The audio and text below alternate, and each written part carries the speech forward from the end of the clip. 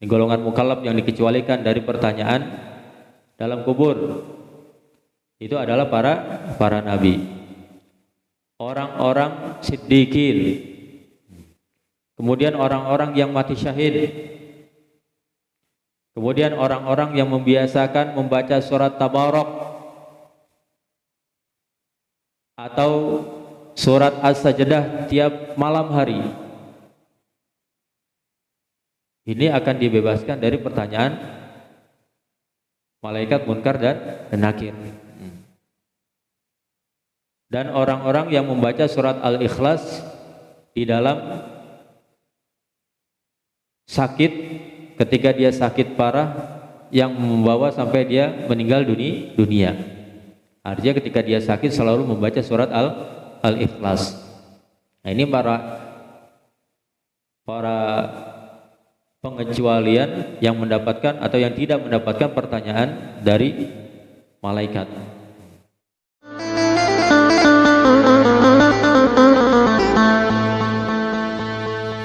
Assalamualaikum warahmatullahi wabarakatuh.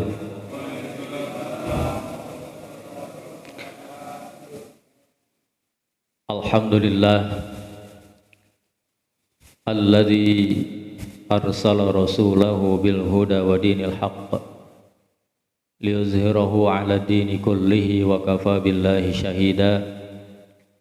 Asyhadu an la ilaha illallah wahdahu la syarikalah wa asyhadu anna sayyidana wa nabiyyana Muhammadan abduhu wa rasuluh. Allahumma salli wa sallim wa barik ala sayyidina wa habibina wa syafi'ina wa maulana Muhammadin wa ala alihi wa ashabihi ajma'in.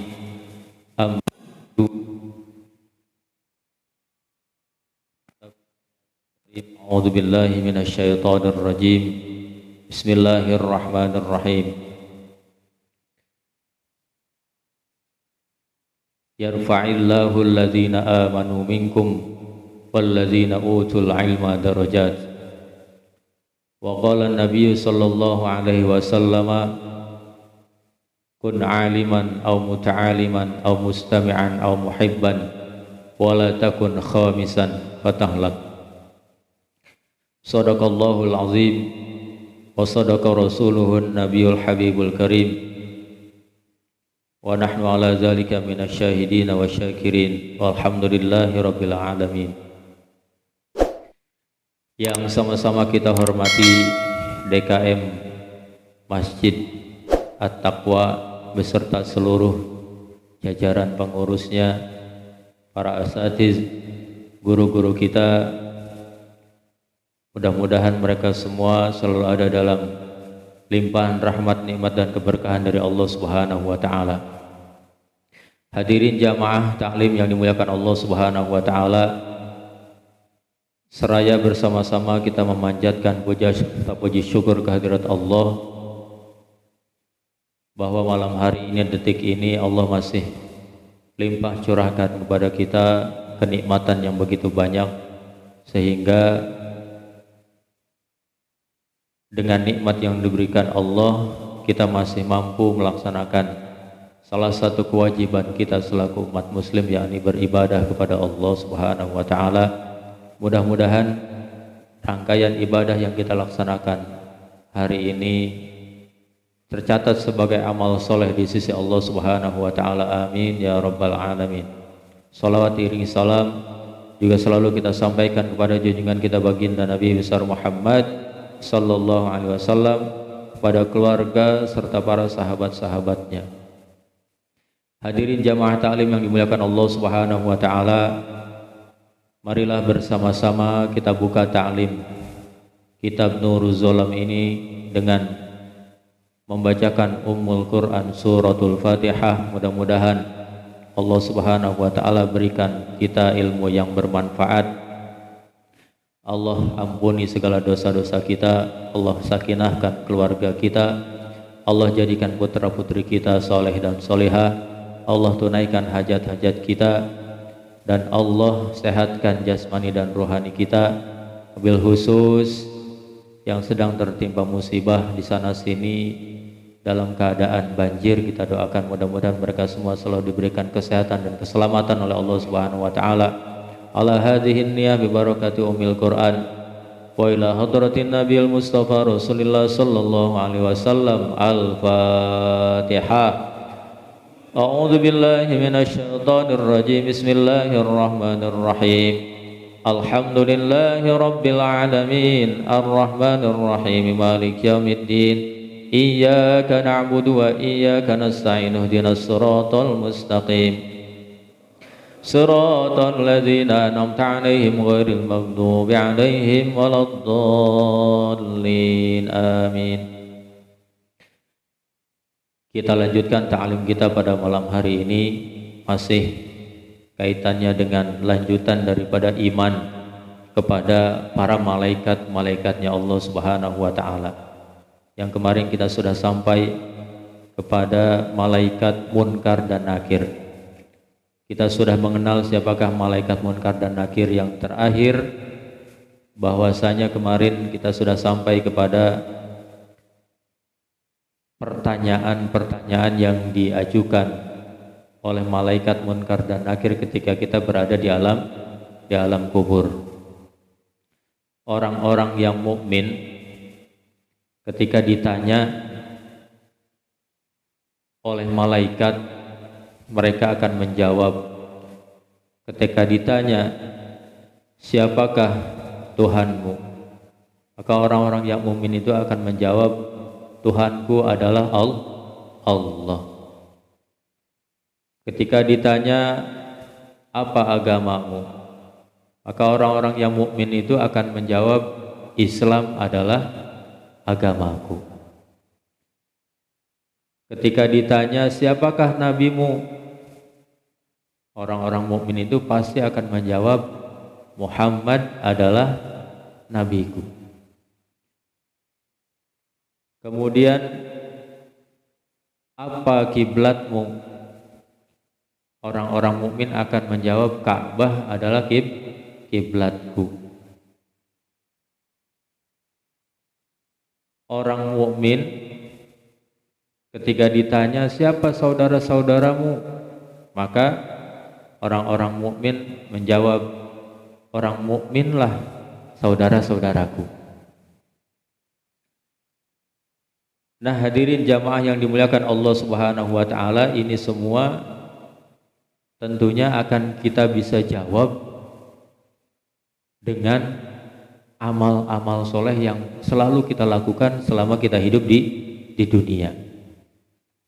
Kalau kita ngapalin seluruh pertanyaan yang diajukan malaikat, hafal di dunia, kalau nggak beramal soleh, dikubur nggak bakalan bisa jawab, hilang tuh hafalannya, ya.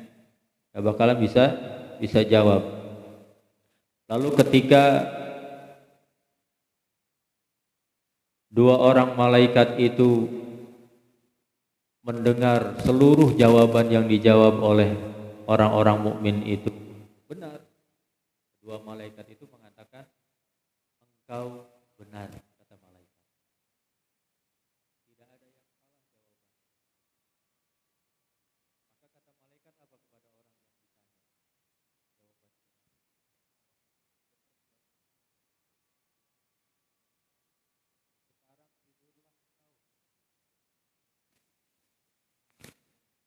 Dengan tenang, layaknya seorang pengantin. Diibaratkan layaknya seorang pengantin. Seorang pengantin itu kan tenang hidupnya, tidurnya tenang, apalagi malam pertama. Nah, sampai diibaratkan seperti seorang pengantin karena tidak ada risau apa-apa. Ketenangan sudah mendapatkan pendamping hidup. Maka tenang, sudah lulus tuh menjawab pertanyaan malaikat Munkar dan Nakir. Udah, kata malaikat, tidur aja dah, tenang udah. Layaknya seorang pengantin yang tidak dibangunkan kecuali oleh orang yang dicintainya. Tidak dibangunkan kecuali orang yang dicintainya nanti yang ngebangunin. Ya. Di sini dikatakan di dalam riwayat Imam Bukhari dan Imam Muslim disebutkan bahwa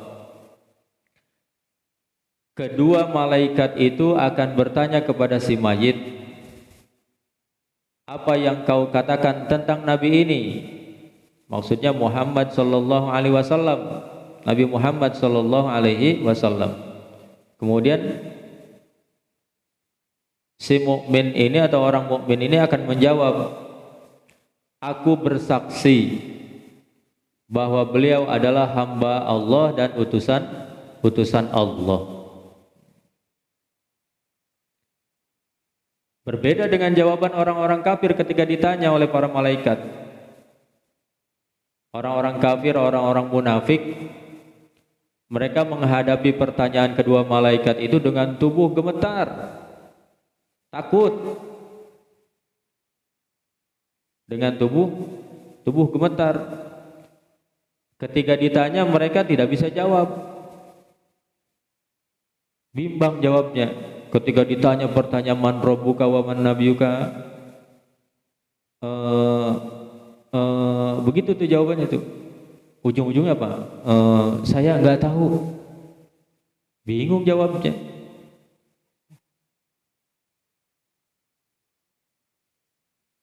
Berbeda dengan orang-orang mukmin yang menjawab pertanyaan dari para malaikat itu dengan mudah, karena dengan keimanannya kepada Allah Subhanahu wa taala. Maka dasar keimanan itulah yang membuat tauhid kita kepada Allah semakin mantap. Didasari oleh keimanan. Kalau tidak punya iman ya tidak akan percaya kepada Allah. Tidak akan beriman kepada Allah. Nah, kemudian dikabarkan bahwa keadaan orang-orang yang mendapat pertanyaan di dalam kubur itu bermacam-macam keadaannya. Yang pertama, ada orang yang ditanya oleh kedua malaikat tersebut dengan lengkap sebagai hukuman atas mereka. Lengkap pertanyaannya. Yang pertama. Yang kedua, ada yang ditanya oleh salah satu saja dari keduanya sebagai keringanan untuknya. Ada yang ditanyanya ringan, ada yang ditanyanya berat. Lengkap, banyak. Yang gak bedanya sama kita ketika ujian. Ini kelihatannya anak ini ujian pinter nih. Ketika wawancara ditanyanya, udah ini bisa, udah 3 pertanyaan aja dah jawabnya. Padahal pertanyaannya ada 10. Cukup 3 pertanyaan. Karena semua jawabannya bisa dan kelihatan sudah itu orang.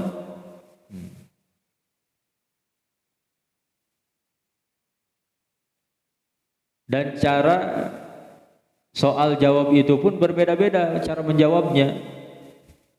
Ada orang yang ditanya mengenai sebagian i'tikadnya saja, ada pula yang ditanya tentang atau ditanya seluruhnya, ditanya oleh malaikat. Ibnu Abbas radhiyallahu anhu berkata, mereka ditanyai tentang 2 kalimat syahadat. Ikrimah radhiyallahu anhu berkata bahwa mereka akan ditanya tentang iman kepada Nabi Muhammad sallallahu alaihi wasallam dan masalah tauhid. Nah, ini mereka ditanyai tentang 2 kalimat syahadat. Maksudnya sudah benarkah syahadat kita, kesaksian kita hanya kepada Allah? Syahadat itu kan asyhadu alla ilaha illallah. Aku bersaksi bahwa tidak ada Tuhan selain Allah. Tidak ada Tuhan yang ada di dunia ini kecuali Allah. Tidak menuhankan yang lain kecuali Allah. Tidak menuhankan harta, pangkat, jabatan, kedudukan. Tidak gila itu sama jabatan. Tidak menuhankan habis-habisan itu sama jabatan dan lain sebagainya. Hanya menuhankan Allah Subhanahu wa taala. Artinya semua yang selain daripada Allah itu jadikan sebagai fasilitas menuju Allah Subhanahu wa taala. Jangan dijadikan Tuhan. Nah, kemudian apabila mati sekelompok orang di beberapa tempat yang berbeda, maka mereka semua akan ditanya pada waktu yang sama. Pada waktu yang sama. Nih hari ini yang meninggal bukan di sini saja, di daerah manapun banyak yang meninggal. Tapi malaikat nanyanya kagak satu-satu. Nih di Gramapuri dulu yang ditanya. Besok giliran di Selang, besok giliran di Cikarang. Enggak. Ya. Bareng tuh ditanyanya. Seretak gitu. Di beberapa tempat yang meninggal tapi ditanyanya bareng. Di waktu yang sama. Tidak ada kesulitan dalam hal untuk bertanya bagi para malaikat itu, karena malaikat itu ya sudah mendapat tugas dari Allah Subhanahu wa taala. Seperti halnya malaikat yang tugasnya mencabut nyawa. Banyak di sini ada yang meninggal, di sana ada yang meninggal, di sana ada yang meninggal. Apa dicabutnya satu-satu? Ya, pasti serentak bareng tuh. Ya, hanya tempatnya yang berbeda-beda. Imam Al-Qurtubi berkata, boleh jadi tubuh mereka membesar lalu keduanya mengajukan pertanyaan kepada orang yang banyak sekaligus. Artinya malaikat itu di sini dikatakan tubuhnya membesar. Artinya kemarin kan dibayangin pertama itu malaikat Munkar dan Nakir itu badannya besar. Sehingga bisa bertanya kepada orang yang berada di dalam kubur serentak bersama-sama dalam waktu yang sama. Sedangkan Imam Asyuyuti mengatakan boleh jadi malaikat yang bertugas demikian itu berbilang jumlahnya sebagaimana malaikat hafazah dan malaikat yang serupa. Artinya malaikat itu mempunyai sayap atau bertambah jumlahnya. Ada tugas-tugas yang lain dari malaikat yang menanyakan di dalam kubur.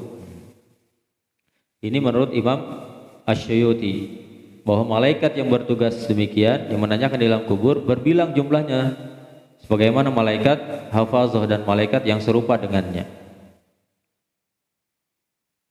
Nah, di sini diterangkan pula bahwa pertanyaan di dalam kubur itu khusus bagi mukallaf walaupun dia dari golongan jin selain daripada malaikat. Golongan mukallaf itu yang dikecualikan dari pertanyaan dalam kubur itu adalah para nabi.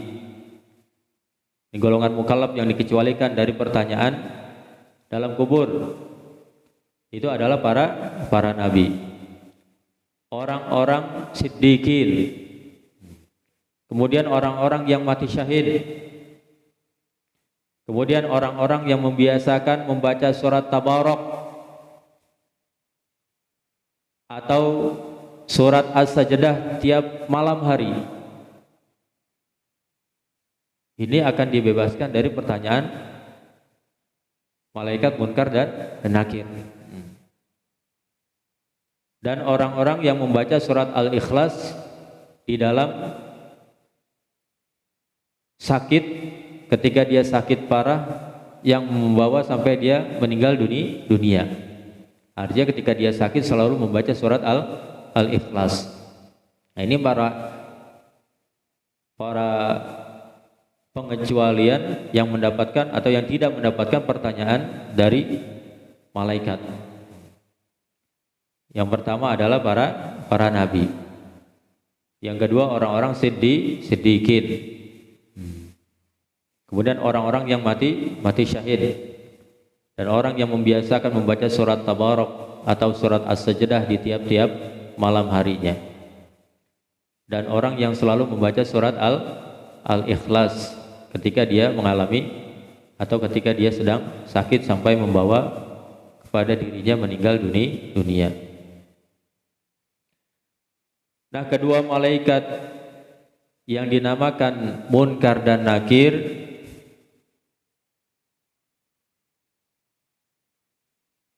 karena mereka tidak mirip bentuknya dengan manusia atau mirip dengan malaikat atau dengan yang lainnya, bahkan kepada serangga sekalipun.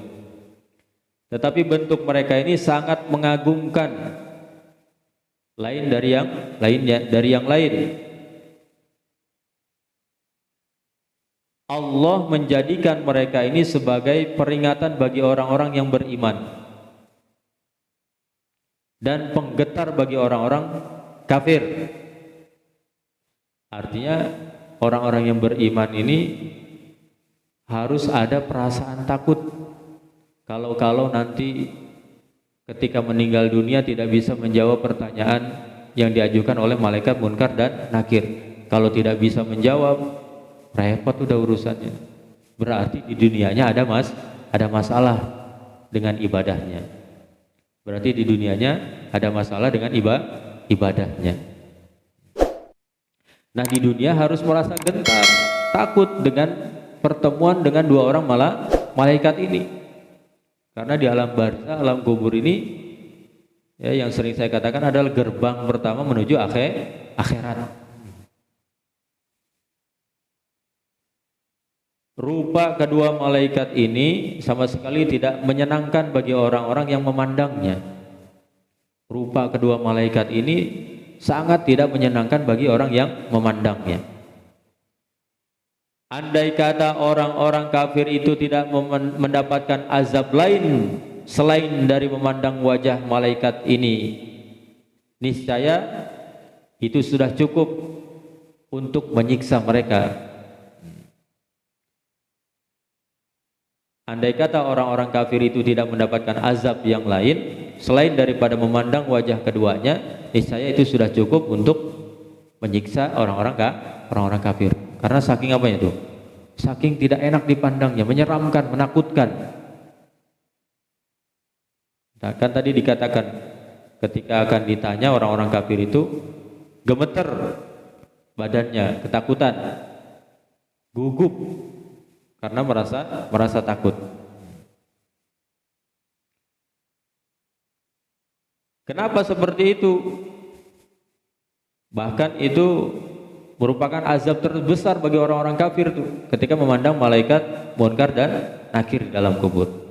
Karena dengan memandang wajah keduanya itu timbul rasa takut, timbul rasa ngeri, rasa gentar yang sangat bagi orang-orang kafir. Kan sebelumnya dijelaskan bahwa ketika ditanya man rabbuka, itu suaranya itu menggelegar seperti kilat yang menyambar. Nah, kemudian di sini dijelaskan malaikat yang namanya malaikat hafizun. Malaikat hafizun itu ada dua macam. Yang pertama, malaikat yang bertugas menjaga seorang hamba dari mara bahaya. Kemudian yang kedua, malaikat yang bertugas mencatat apa yang timbul dari seorang hamba, yang dikerjakan oleh seorang hamba, baik perkataannya, perbuatannya, ataupun keyakinannya terhadap Allah Subhanahu wa ta'ala. Nah, malaikat yang menjaga dari mara bahaya itu ada 10 di malam hari dan 10 di siang hari. Ternyata malaikat yang menjaga dari mara bahaya itu ada 10 di malam hari dan 10 di siang hari. Nah, ini sekilas tentang malaikat munkar dan nakir. Kemudian malaikat yang berikutnya adalah malaikat raqib dan atid, malaikat yang ke-7 dan ke-8. Siapakah malaikat raqib dan atid ini? Malaikat raqib dan atid alaihi wassalam adalah dua malaikat yang bertugas mencatat amal baik dan buruk dari seorang hamba. Tidak pernah terlepas nih kita dari catatan dua malaikat ini. Selalu aja tercatat apa yang kita kerjakan, ya. malam hari ini kita kerjakan kebaikan, tercatat tuh amal kebaikan kita. Keluar dari masjid ini kita melakukan keburukan, tercatat amal buruk kita. Apa saja yang dilakukan dari seorang hamba, baik perkataan, perbuatan, semuanya dicatat oleh mereka. Malaikat Raqib itu artinya menjaga. Sedangkan malaikat Atid artinya yang hadir. Nah, masing-masing dari kedua malaikat tersebut bernama Raqib dan Atid. Malaikat Raqib Atid. Dari kedua malaikat tersebut bernama Raqib Atid. Di sini dijelaskan bukan yang satu bernama Raqib dan yang satu bernama Atid. Sebagaimana prasangka atau sangkaan orang-orang yang selama ini dikenal. Ini menurut atau dikatakan oleh Imam Al-Bajuri bahwa masing-masing dari kedua malaikat tersebut bernama Raqib Atid. Bukan yang satu Raqib, yang satu Atid. Tapi di sini dijelaskan malaikat Raqib dan Atid. Nah, kedua malaikat ini tidak berubah selama si hamba yang dijaganya itu masih hidup. Terus saja, ya. Selama kita masih hidup, ya ada dalam pantauan malaikat Raqib dan Atid untuk tetap dicatat amal baik dan buruknya, maksudnya. Dan ketika seorang hamba tersebut sudah meninggal dunia, maka keduanya lalu tinggal di kuburannya sambil mengucapkan tasbih, mengucapkan tahlil dan mengucapkan takbir.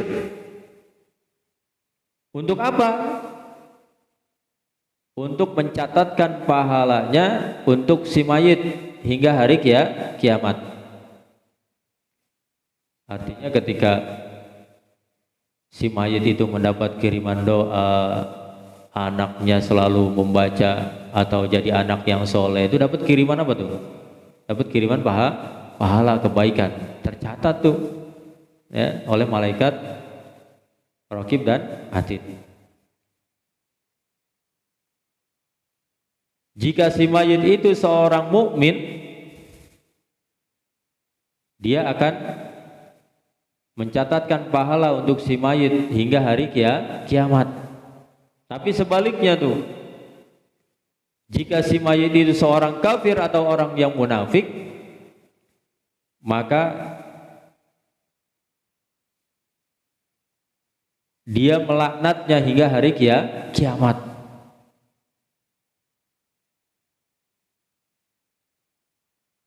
Ternyata catatan amal solehnya masih berlangsung tuh sampai hari kiamat. Malaikat Raqib dan Atid masih mendampingi di alam barzah, mengucapkan tasbih, mengucapkan tahlil dan mengucapkan takbir dan mencatat pahalanya untuk si mayit hingga hari kiamat. Selain daripada dari anak yang soleh, juga malaikat itu membacakan tasbih, membacakan tahlil dan membacakan takbir bagi seorang mukmin yang telah meninggal dunia. Didampingi ternyata sama malaikat tuh. Udah dalam keadaan aman tuh dikubur tuh kalau malaikat mendampingi membacakan tasbih, membacakan tahlil, membacakan takbir. Kemudian dikabarkan bahwa tiap-tiap siang dan malam itu ada 2 malaikat. Siang 2 malaikat dan malam 2 malaikat. Jadi semuanya ada 4 malaikat. Mereka bergantian pada waktu sholat asar dan pada waktu sholat subuh. Tidak henti-hentinya tuh mencatat seluruh amal perbuatan kita. Keduanya menunda pencatatan amal si hamba menurut hari, minggu, tahun, dan tempat.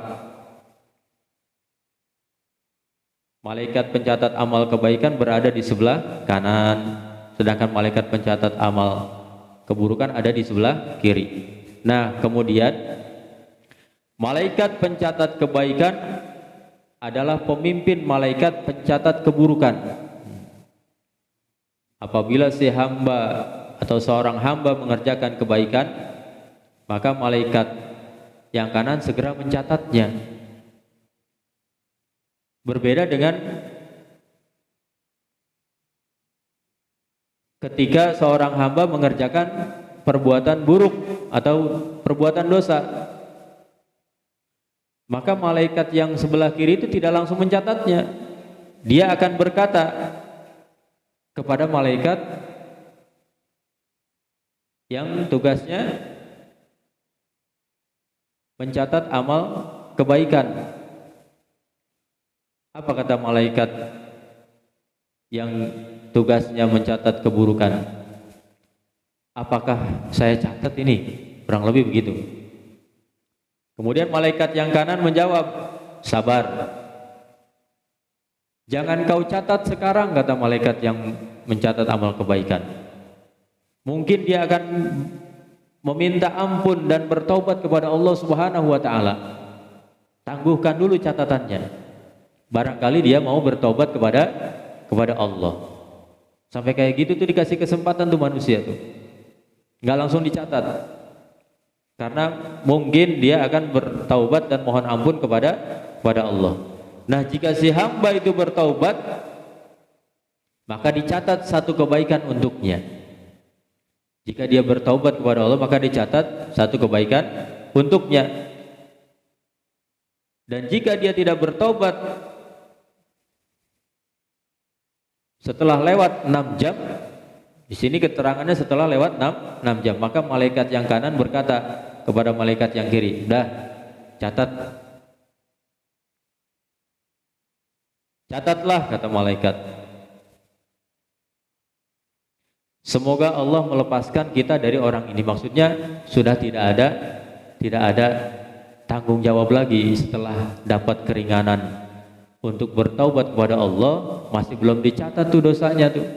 Kemudian dia taubat, sudah. Ternyata setelah 6 jam belum bertaubat juga, kata malaikat udah catat amal buruknya. Mudah-mudahan dengan dikasih keringanan kita sudah tidak ada tanggung jawab lagi di hadapan Allah Subhanahu wa taala, kata para malaikat yang mencatat amal baik dan buruk. Catat, kata malaikat.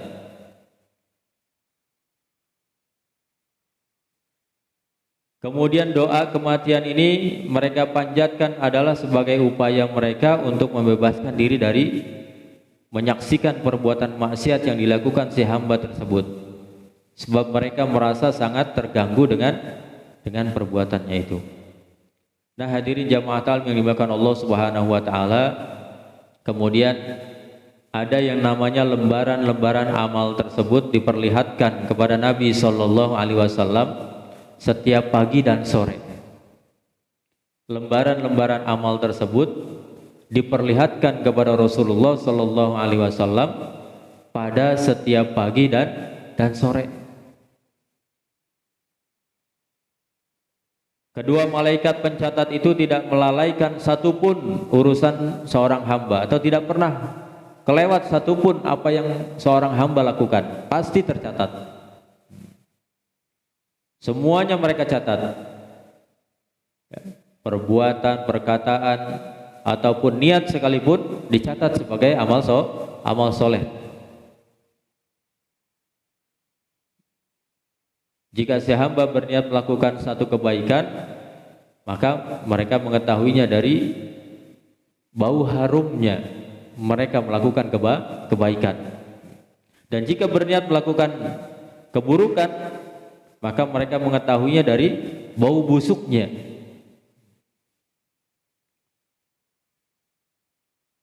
Nah, para malaikat ini tidak pernah lepas dari seorang hamba, selalu bersamanya, kecuali pada 3 keadaan. Baru malaikat ini tidak ikut kepada seorang hamba, kecuali dalam 3 keadaan. Yang pertama apa? Ketika seorang hamba sedang membuang hajat. Ketika seorang hamba sedang membuang hajat, itu malaikat yang mencatat amal baik dan buruk tidak ikut masuk tuh. Yang kedua, ketika seorang hamba melakukan senggama dengan istri atau suaminya, tidak ikut-ikut tuh malaikat. Kemudian yang ketiga, ketika sedang mandi. Kenapa dua orang malaikat itu tidak ikut?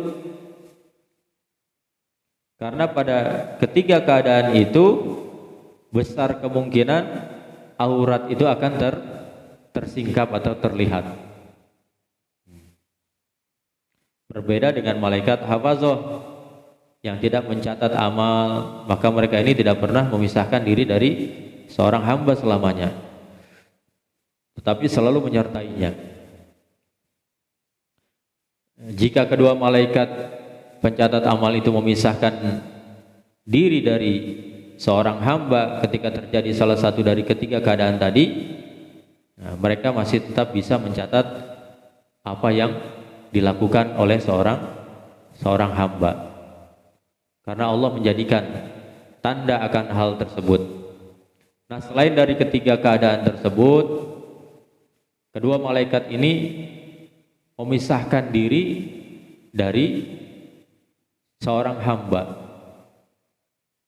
tidak pernah memisahkan diri dari seorang hamba kecuali dalam tiga hal yang tadi, dalam keadaan yang tadi, tiga hal yang tadi.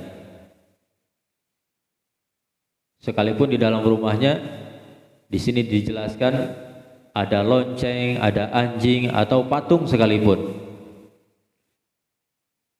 Adapun hadis yang artinya bahwa malaikat tidak akan memasuki rumah yang di dalamnya ada lonceng atau yang serupa dengan itu, maka ini maksudnya adalah malaikat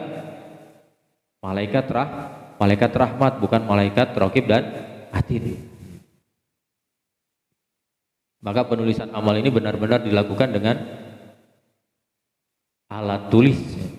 Di sini dijelaskan dalam kitab ini bahwa para malaikat itu melakukan pencatatan amal baik dan buruk ini dengan alat, dengan kertas, dengan tinta yang diketahui oleh Allah Subhanahu wa taala. Berbeda dengan orang yang mengatakan bahwa penulisan ini adalah kiasan dari hafalan dan ilmu.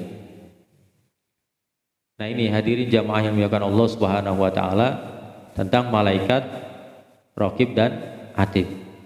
Kemudian yang terakhir adalah malaikat Malik dan malaikat Ridwan. Siapakah malaikat Malik alaihi salam?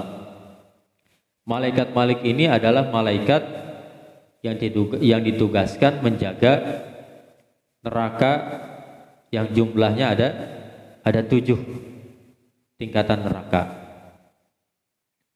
Dia dibantu oleh malaikat Zabaniyah yang jumlahnya ada 19 malaikat. Masing-masing malaikat Zabaniyah ini mempunyai bala tentara yang tidak mengetahui banyaknya kecuali hanya Allah. Malaikat Malik ini tugasnya menjaga neraka yang jumlahnya ada berapa? Ada 7. Ternyata dia dibantu oleh malaikat Zabaniyah yang jumlahnya 19. Dan masing-masing malaikat Zabaniyah ini mempunyai bala tentara yang tidak kita bisa mengetahuinya kecuali hanya Allah Subhanahu wa taala. Mengetahui banyaknya kita tidak tahu, hanya Allah yang tahu. Sesuai dengan firman Allah Subhanahu wa taala yang artinya tidak ada yang mengetahui bala tentara Tuhanmu kecuali hanya Dia, hanya Allah Subhanahu wa taala. Nah, pintu dan tingkatan neraka yang 7 itu, yang pertama namanya neraka Jahannam. Yang pertama namanya neraka Jahannam. Neraka Jahannam ini adalah neraka yang paling atas. Neraka Jahannam ini adalah neraka yang paling atas. Untuk siapa ini neraka Jahannam ini disediakan oleh Allah Subhanahu wa taala? Neraka Jahannam ini disediakan sebagai tempat tinggal bagi orang-orang mukmin yang durhaka. Orang-orang mukmin yang durhaka, dia akan rusak dengan keluarnya mereka semua dari dalamnya. Ini neraka jahanam. Kemudian yang kedua neraka lazo. Neraka lazo ini ditempatkan untuk orang-orang Yahudi. Neraka lazo ini ditempatkan untuk orang-orang Yahudi. Ini neraka yang kedua. Kemudian neraka yang ketiga, neraka hutomah, akan menjadi tempat tinggal untuk orang-orang Nasrani. Kemudian yang ketiga, yang keempat, neraka sa'ir.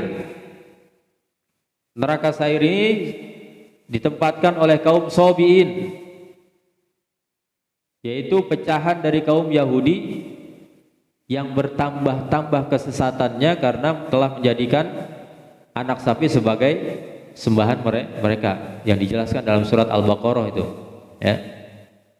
Kemudian yang kelima, neraka sakor. Neraka sakor ini ditempatkan oleh orang-orang Majusi yang menyembah api. Kemudian yang keenam, neraka jahim. Neraka jahim ini akan ditempatkan oleh para penyembah berhala. Dan yang terakhir, neraka hawiyah, tempat orang-orang munafik dan orang-orang yang sangat kufur. Siapa contohnya? Neraka hawiyah ini si Fir'aun, tempatnya di sini nanti. Kemudian Hanan, Korun dan yang lainnya. Di sini dijelaskan bahwa tanahnya yang berada di neraka itu terbuat dari timah yang sangat panas, dan dindingnya dari belerang yang sangat panas. Kayu bakarnya adalah manusia dan batu. Nah, ini adalah 7 tingkatan neraka.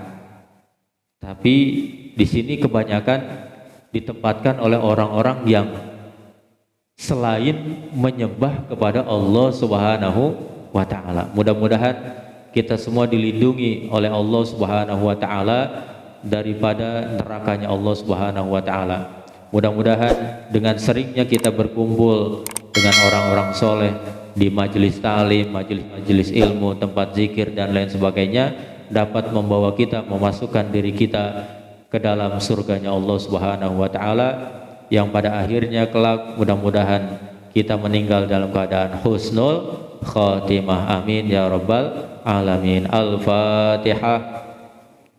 A'udzubillahi minasyaitonir rajim. Bismillahirrahmanirrahim. Alhamdulillahirabbil alamin arrahmanir rahim maliki yaumiddin. Iyyaka na'budu wa iyyaka nasta'in ihdinas siratal mustaqim. Shiratal ladzina an'amta 'alaihim ghairil maghdubi 'alaihim waladdallin. Wa'fu 'anna ya karim waghfir lana ya rahim ya arhamar rahimin irhamna ya arhamar rahimin irhamna. Allahumma shalli 'ala sayyidina Muhammad wa 'ala sayyidina Muhammad. Tawassal bi ta'alumin tawassal bi ta'limin antarzuqanal wasa wa antarzuqanal amanah. Rabbi fana bima 'allamtana rabbi 'allimna alladzi yanfa'una rabbi faqina wa faqi ahlana wa qarabati lana fi dinina wa sallallahu ala sayyidina Muhammadin. Alhamdulillahi rabbil alamin. Kurang lebihnya mohon maaf. Billahi taufiq wal hidayah. Wassalamualaikum warahmatullahi wabarakatuh.